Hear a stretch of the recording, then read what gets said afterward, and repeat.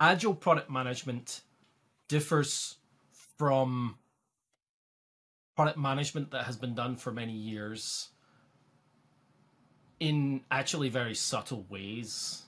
So you could say it doesn't differ at all as well, because all of the tools and techniques that you would use in product management, and you have been using in product management for many years, is the same tools that you would use in Agile product management. But the way that you approach the context of the tools and which tools make more sense and which tools make less sense is the bit where it differs, because of we're changing the underlying principles of what it is we're trying to achieve. So in the traditional world, we're probably going quite a long time between actual releases, very much at least to get the first release. And then between releases, we're probably taking a long time. I'm thinking about the Azure DevOps team at Microsoft when it was Team Foundation Server and Visual Studio, right? That era, around the 2010 era, they were on a two-year cycle, right? So they were delivering a new version of the product every 2 years. Halfway, they would do a service pack. And then halfway into roughly about the same, I guess it was roughly about the same time, they would have a beta of the next version of the product. And what really happened was that when you're thinking about product management, you're thinking about how do we make a product that maximizes the value for our business, right? That makes the most money. That's what we're talking about with product management. We have a product, we need to manage what we put into that product, what we take out of that product, how we ship that product, how we market that product in order to maximize the return on investment. Right? That's ultimately what we're talking about. And in that world of releasing long releases, right, long time between releases, they found that they really struggled to maximize that value for a number of reasons. It just took too long to amortize the value that they thought their customer wanted. So the first one is you have to build the whole thing, right? You have to, customer wants XYZ feature, you have to build XYZ feature, because when you ship XYZ feature, you're not shipping again for 2 years. So if there's something wrong with XYZ feature, or XYZ feature doesn't have some capability, right? Then the customer's going to be frustrated and may go to another product, right? May go to your competitor because they do have that feature. So that idea of shipping once every 2 years actually means that you can't take feedback and get it in front of your customers for 4 years, generally.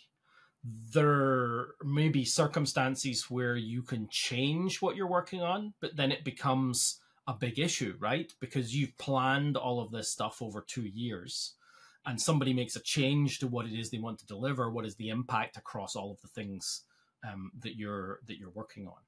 So that's why we have change requests, right? We make a complicated, convoluted change request policy system in order to reduce the change coming in, because change coming in is high cost, because we have to change all of the things that are going on in order to accommodate that change. So you've got this long cycle. You've got that. I mentioned that it was twice the iteration. It's twice the iteration length to incorporate feedback from your customer quite often. And the reason for that is that you get your product in front of your customer at this point, and then in 2 years we're going to do another ship, but we've already had to plan what we're going to put into that 2 years, right? So when we get feedback on version 1 of our product, that's going to end up in version 3 of our product. If it's small enough or important enough, it might end up in version 2, but we'll have to kick something out that we were going to deliver. So that's risk, right? Because we're not delivering something that we think the market needs. And we end up with that twice the cadence, right? Twice our cadence is the amount of time it generally takes to get features, new features, and feedback that the market desires. So what's the cost of delay? What's the cost to our customer of not delivering a feature that they need in order to service their business, and we're not going to deliver it to them for up to 4 years? Probably a little bit less, but up to 4 years. That has a massive impact on not only your customer's ability to innovate and do things differently or fulfill their needs, but on your team and the people doing the work's ability to see the value that they create being used by the customers, because the delay is just too long. They're not working on that feature anymore by the time the customer gets it.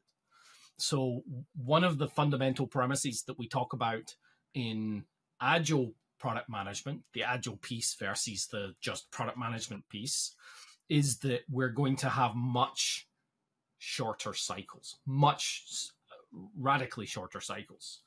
So, for example, the Azure DevOps team went almost overnight, some false starts, but almost overnight, from a 2-year delivery cycle down to a 3-week delivery cycle. So delivering to production every 3 weeks, delivering to real users out in the world every 3 weeks. And that enabled them to get closer to the customer, right? So even if we still had that same twice the iteration length, you're talking 6 weeks to get something new in front of your customer that they need or tell you that they need. And 6 weeks is much shorter than 2 years, 4 years, right? Up to 4 years. So up to 6 weeks instead of up to 4 years. And that fundamental change means that a lot of the practices that you might use in product management then become a little bit of irrelevant, right? So I'm thinking practices I'm thinking of that become irrelevant would be change requests, right? They pretty much become irrelevant because change requests were there to protect the plan and protect the investment in the plan. But since our plan is now only 3 weeks, we don't need to protect it so much because the risk of something derailing that plan is much smaller, right? Because we can correct much more often. So we don't need that change request system. We would look at portfolio investment, like how much time are we investing in different features, different parts of the product, where do we want to move people, and we can move people on a 3-week cadence rather than on a 2-yearly cadence. But then we're also, because we're delivering more frequently, we're able to then remove other things, right, that are going to get in the way of delivering more frequently. Can you imagine having to do UAT for your entire product every 3 weeks, right? UAT doesn't make sense. User acceptance testing doesn't make sense. There's a famous quote from Brian Harry. I love that presentation of his that he did, and he had a picture of the slippers from the red glittery slippers from Wizard of Oz, and it was like, there's no place like production. No matter how much testing you do, no matter how much validation you do, you're always going to find production issues. And that's where UAT came in, right? UAT was trying to protect production from issues introduced by the engineering teams. But if the engineering teams are delivering new versions of the product every 3 weeks, where's the time to do that UAT? So one of the things we need to fix, one of the Agile practices we need to bring in, is much higher quality product, much higher quality code, much higher quality engineering, in order to not have those issues in UAT. Your UAT should be a cost center anyway. It should not be a value center. If UAT finds something, that shows a failure of quality in the engineering system. UAT should never, ever find anything. So if you build up quality to the point where UAT is a cost center, not a value center, then the people that fund the UAT, that desire the UAT because they find stuff, that will start to erode that, because you're demonstrating the quality of your product. You're demonstrating that UAT is unnecessary because it never finds a problem.